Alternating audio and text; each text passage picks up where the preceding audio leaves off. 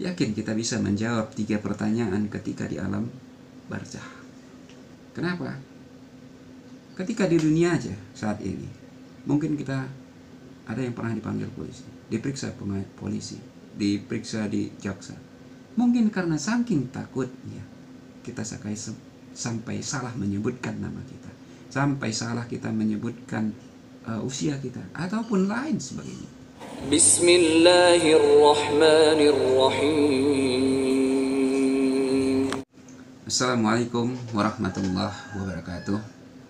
Alhamdulillahi rabbil alamin wa bihi nasta'in ala umuri dunya waddin.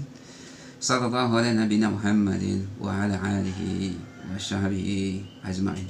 Amma ba'd. Saudara-saudariku kaum muslimin muslimat dimanapun berada, yang insya Allah pada kesempatan ini dalam keadaan sehat walafiat serta tidak kurang satu apapun, serta dalam lindungan hidayah dan rahmat dari Allah Azza wa Jalla. Pada kesempatan ini kita akan membahas tentang bagaimana membangun generasi muda dengan budaya Iqra, dengan budaya membaca. Kenapa kita harus membangun generasi muda kita dengan budaya Iqra? Tahukah kita bahwa Islam ini besar hingga hari ini? Bahwa agama Islam termasuk agama yang terbesar di dunia saat ini. Tahukah kita bahwa dunia Islam hari ini, dunia saat ini dibangun dengan andil yang besar dari peradaban Islam. Penemuan-penemuan hari ini itu banyak berangkat dari penemuan Islam. Banyak penemuan-penemuan yang awalnya itu adalah dimotori oleh ilmuwan-ilmuwan Islam. Banyak kata-kata dalam ilmu pengetahuan itu asalnya dari ilmuwan Islam. Ada aljabar, ada kimia, alkimia. Itu adalah bagian daripada bahasa dalam Islam. Mungkin kita ada kenal dengan bapak kedokteran yang lebih banyak dikenal dengan Avicenna, tapi itu tidak lain adalah nama dari Ibnu Sina. Lalu mungkin kita lebih mengenal dunia penerbangan yang awalnya itu ditemukan oleh Wright bersaudara. Padahal jauh sebelumnya ilmuwan Islam sudah melakukan uji coba dan penemuan untuk terbang.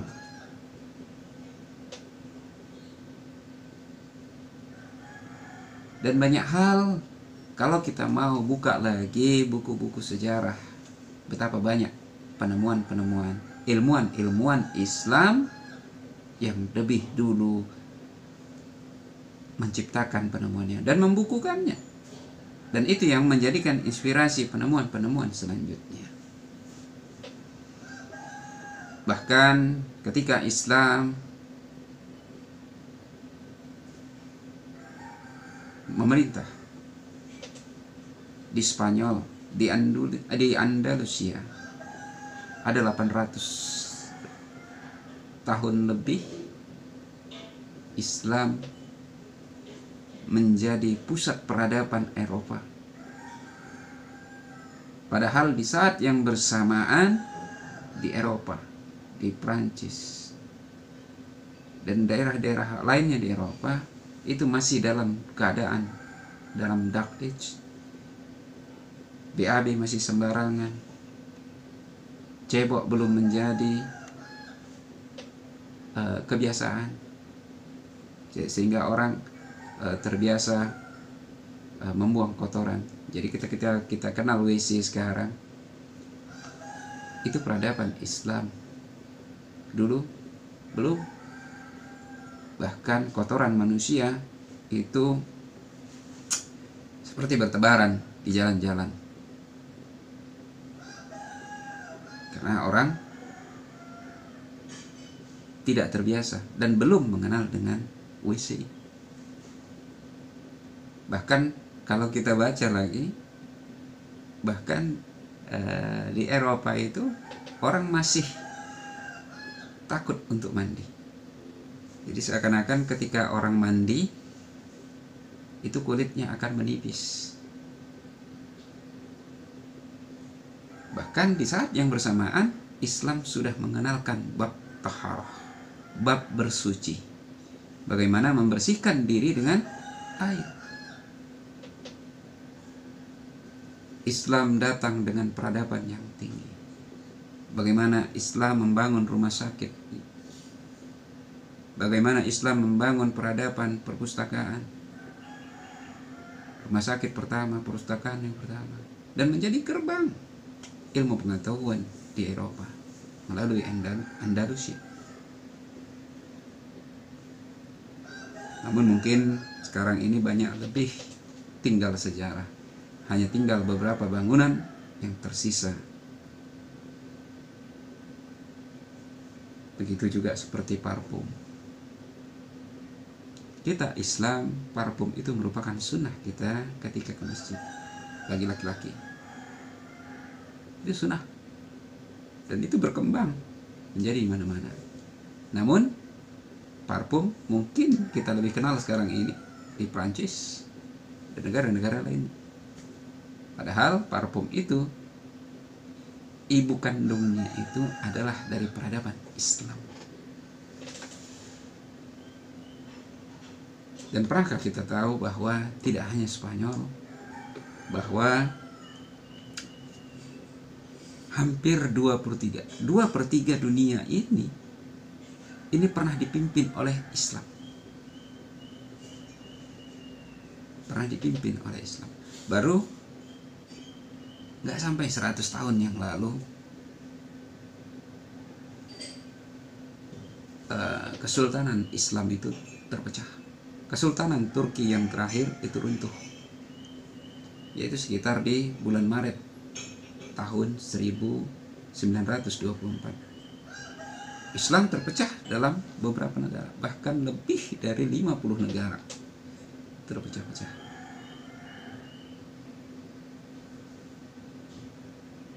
Ini menggambarkan bahwa lebih berapa abad Islam pernah memimpin dunia dan dunia makmur.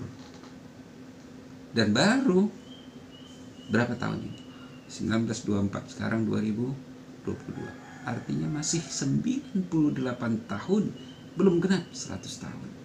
Belum genap 1 abad dunia ini dipimpin oleh, kalau Islam menunjukkan adalah pemerintahnya otoriter. Kebayang kita bagaimana Islam bisa memimpin dunia berabad-abad. Berabad-abad. Bagaimana Islam bisa memimpin? Tentu ini bukanlah perkara mudah. Kita lihat sekarang PBB baru berapa tahun umurnya, udah gonjang-ganjing, sering menjadi pertengkaran, dianggap tidak adil dan lain sebagainya. Bagaimana dengan Islam bisa memimpin ratusan tahun, makmur, peradaban tinggi? Tahukah kita, semua itu diawali dengan budaya membaca, dengan Iqra. Ini yang perlu kita sadari. Ada yang tertinggal yang pernah diajarkan Nabi Shallallahu Alaihi Wasallam. Apa itu? Budaya Iqra, budaya membaca. Terutama kita di Indonesia, yang mayoritas adalah Muslim, menurut penelitian bahwa Indonesia ini ada di urutan nomor 2 terbawah dari 62 negara yang diteliti. Paling rendah tingkat literasinya. Artinya kita terbawah dalam hal membaca. Paling tinggi itu Finlandia. Indeksnya itu 0,001. Artinya hanya 1 orang dari 1000 orang yang hobi membaca, suka membaca. Padahal Islam ini pernah jaya, pernah memimpin dunia. Pusat peradaban, awalnya ilmu pengetahuan yang saat ini itu karena membaca.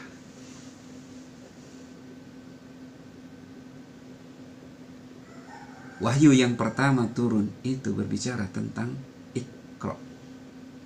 Bacalah.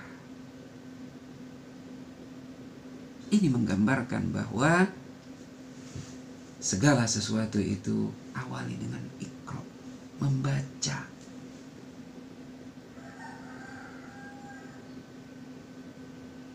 Dan kalau kita telusuri, dan kalau kita mau mengambil hikmahnya,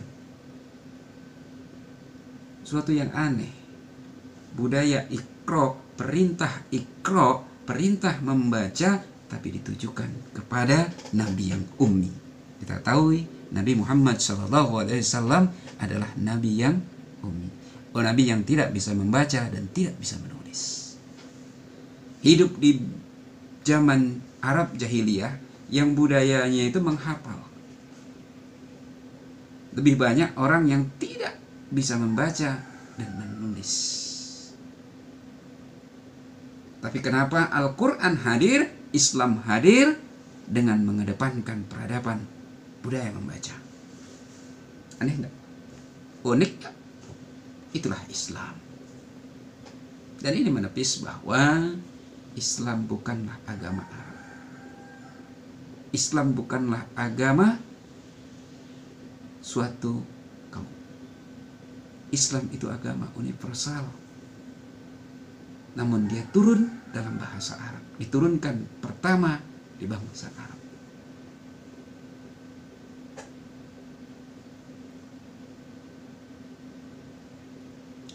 Sama halnya kenapa kita sebut ini unik, ini aneh, inilah keajaiban, inilah mukjizat, inilah satu rahasia kenapa Islam bisa besar.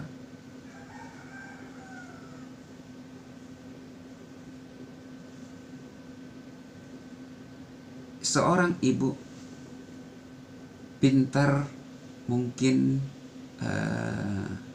dia memasak, tapi ia justru mengajarkan orang lain bagaimana beternak. Dan orang yang diajarinya berternak ini berhasil, sukses. Unik gak? Seorang ibu rumah tangga yang biasanya hanya bisa memasak, tapi ia justru bisa mengajarkan orang untuk beternak. Berhasil. Unik gak? Ajaib. Inilah yang terjadi pada Nabi SAW. Beliau ummi. Beliau tidak bisa membaca dan tidak menulis. Tapi beliau mengajarkan Al-Quran. Beliau memahami Al-Quran. Dan beliau menjalankan Al-Quran.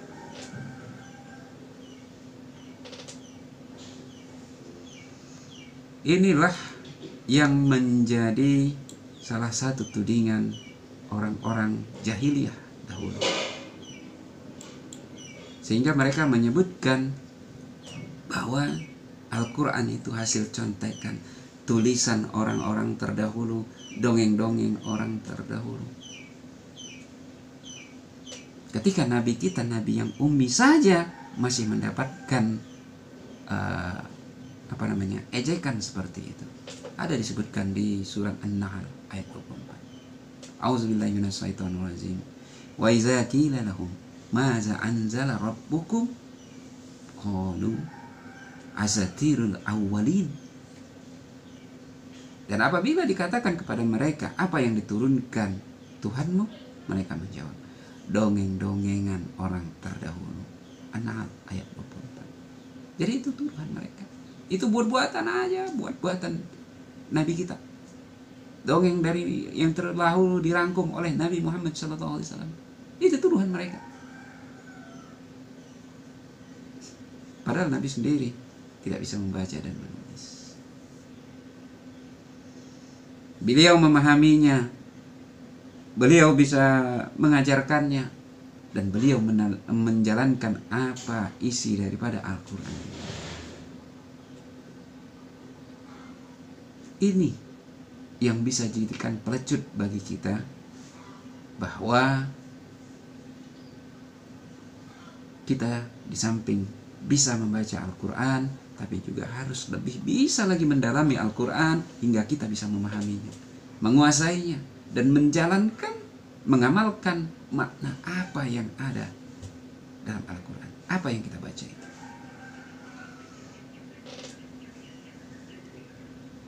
Sama halnya dengan hadis yang menyebutkan bahwa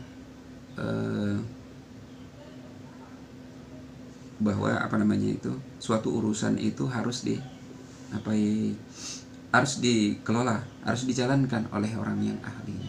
Ini ada di dalam hadis di Sahih Al-Bukhari, pernah disebutkan, ija'asni dal amru ila ghairi ahlihi fantazir sa'ah. Jika urusan diserahkan bukan kepada ahlinya, maka tunggulah kehancuran. Membaca hadis ini bahwa ahli itu bukan karena ia pendidikan di ahli itu. Mungkin ahli komputer, bukan berarti dia hanya pendidikannya lulusan dari sarjana komputer, dia pernah sekolah di komputer, bukan, tapi memang dia ahli. Kenapa? Ada bedanya. Ada yang memang katakan ia tamat dari sekolah komputer, tapi megang komputer, mengoperasionalkan komputer aja masih terbata-bata. Ada. Sehingga ada tokoh yang menyebutkan bahwa banyak di antara kita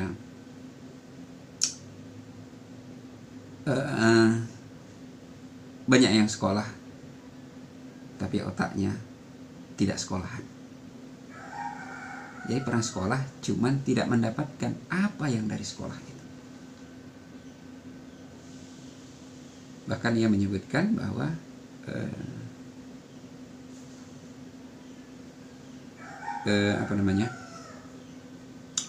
sekolah itu bukan berarti tempat kita belajar, tapi kita pernah belajar. Bukan berarti otak kita otak sekolahan, agak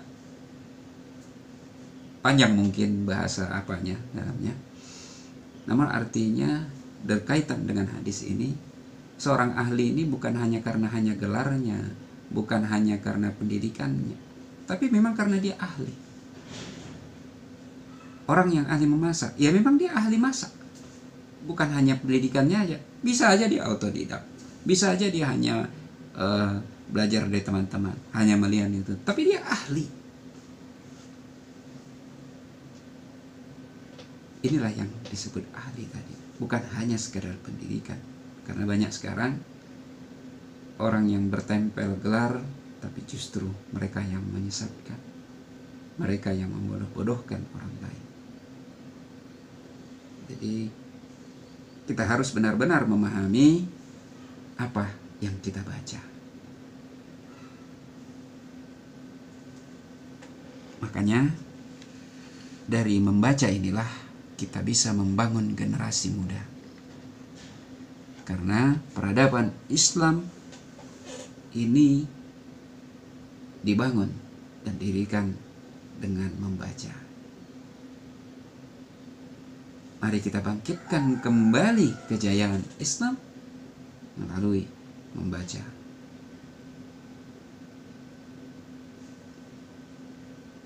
kita pernah melihat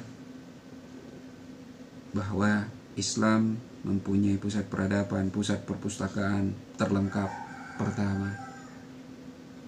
Tapi karena dihancurkan, kalau dari sejarah kita melihat itu bahwa buku-buku perpustakaan kita di pusat di Kufah, Basrah itu dihancurkan oleh kelompoknya dari Mongol, yaitu Genghis Khan. Padahal untuk membangun itu tentu butuh waktu yang lama, butuh proses. Tapi hancur seketika karena kita tidak bisa menjaganya. Budaya membaca ini tidak hanya di dalam kehidupan aja yang kita pentingkan. Pentingnya itu kita membangun generasi muda dengan membaca, terutama membaca Al-Quran, itu tidak hanya dalam dunia, tapi dunia dan akhirat. Kenapa? Karena membaca kita, banyaknya kita membaca Al-Quran, itu bisa menjadi ukuran kita masuk dalam kelompok mana di akhirat, kelompok surga atau neraka. Belum sampai kita ke akhirat, masih dalam alam barzah, alam kubur aja, yang merupakan transisi antara alam dunia dengan alam akhirat, kita akan ditanyakan dengan 3 pertanyaan. Man rabbuka, man nabiyuka, man dinuka. Adakah kita yang bisa dan yakin bisa menjawab pertanyaan itu ketika nanti di alam kubur? Man rabbuka, siapa Tuhanmu? Yakin kita bisa menjawab itu? Ketika sekarang ini kita mungkin ya, yakin kita bisa menjawab 3 pertanyaan ketika di alam barzah. Kenapa? Ketika di dunia aja saat ini, mungkin kita ada yang pernah dipanggil polisi, diperiksa polisi, diperiksa di jaksa. Mungkin karena saking takutnya kita sampai salah menyebutkan nama kita, sampai salah kita menyebutkan usia kita, ataupun lain sebagainya. Apalagi ini kita diperiksa, dihakimi oleh malaikat yang paling menakutkan di alam kubur. Yakin kita bisa menjawab pertanyaan, Man rabbuka, siapa Tuhanmu? Ma dinuka, apa agama?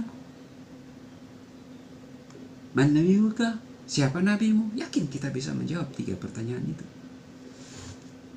Belum tentu. Dan Nabi menyebutkan orang yang bisa menjawab pertanyaan itu adalah qara'tu kitaballahi famantu bihi wa sadaqtu. Siapa yang bisa menjawab itu? Adalah orang yang ia menjawab. Ini ketika di alam kubur ditanya malaikat bahwa dia adalah yang bisa menjawab. Aku membaca kitabullah, aku mengimaninya dan membenarkannya. Jadi ini orang-orang yang bisa lulus, orang yang bisa menjawab pertanyaan malaikat ketika di alam kubur. Oleh karena itu, mari kita perkuat kembali membaca kita. Karena pahala membaca Al-Quran itu adalah 1 huruf, maka pahalanya itu 10 kali. Dan 1 huruf ini udah jelas. Misal ketika kita membaca Alif Lam Mim, berarti itu ada 3 huruf, 30 kebaikan. Ketika kita membaca Bismillahirrahmanirrahim, ada 19 huruf di situ, maka 190 kebaikan, pahala yang bisa kita dapatkan. Oleh karena itu, mari kita perkuat lagi membaca Al-Quran. Kita latih generasi kita ini dengan budaya membaca Al-Quran, dan dikembangkan juga dengan buku-buku lainnya, baik buku fisik maupun buku elektronik. Silakan, tidak terbatas. Jangan hanya mengandalkan sosmed. Iya, kenapa? Nggak cukup kita hanya mengandalkan sosmed. Sosmed silahkan, tapi jangan hanya mengandalkan hal itu. Jangan mengandalkan pula. Karena sosial media, internet, melalui Google dan lain sebagainya, membuat otak kita itu penuh informasi, penuh pengetahuan, tapi tidak merangsang intelektual kita. Karena apa? Karena kita hanya menerima tontonan, bacaan yang sepotong-sepotong, sepenggal-sepenggal, tanpa perlu filter, tanpa perlu analisis. Sehingga tidak jarang kita di sosmed itu lebih sering berdebat, ribut. Dan ketika tulisan agak panjang sedikit, kita udah rasa malas membacanya. Sekarang anak-anak juga ujian hanya cukup dengan menyebutkan nama menyebutkan dalam membaca bertanya di HP-nya. Ibu kota negara Indonesia, Jakarta, katanya. Kita dimanjakan. Ini yang tidak merangsang anak-anak kita, tidak melatih anak-anak kita. Ini yang harus kita bangun. Mulai kita ajak anak-anak kita ini mencintai buku, mencintai membaca, apalagi tulis-tulisan panjang. Silahkan, baik itu mau di internet maupun dari buku fisik, silahkan. Perkuat membaca itu, sehingga dia mencintai. Namun jangan disamakan dengan Al-Quran juga. Al-Quran itu ada ayat-ayat pendek, ayat-ayat panjang. Semuanya itu merangsang otak kita untuk berpikir, merangsang otak kita untuk menganalisis. Kenapa? Karena bukan hanya kalimatnya yang penuh banyak makna, tapi per hurufnya juga banyak makna, seperti pahalanya tadi. Bahkan titiknya di atas atau titiknya di bawah itu juga penuh arti, penuh makna. Lihat ayat yang terpendek. Berapa kitab tafsir yang menuliskan hal itu? Berapa lembar? Itulah makanya kita dirangsang untuk menulis. Itulah mukjizat Al-Quran. Walaupun ayatnya paling pendek, ada yang paling pendek, tapi itu bisa merangsang anak-anak. Itu mukjizat Al-Quran. Jadi jangan tinggalkan Al-Quran dan perkaya dengan buku-buku yang lainnya. Mudah-mudahan kita bisa membangun Islam kita, membangun generasi kita yang lebih baik melalui budaya membaca sebagaimana perintah pertama dalam Al-Quran. Mudah-mudahan kita bermanfaat. Mudah-mudahan ini bermanfaat bagi kita semua, khususnya bagi saya secara pribadi. Kurang dan lebih mohon maaf. Billahi taufiq wal hidayah. Assalamualaikum warahmatullahi wabarakatuh.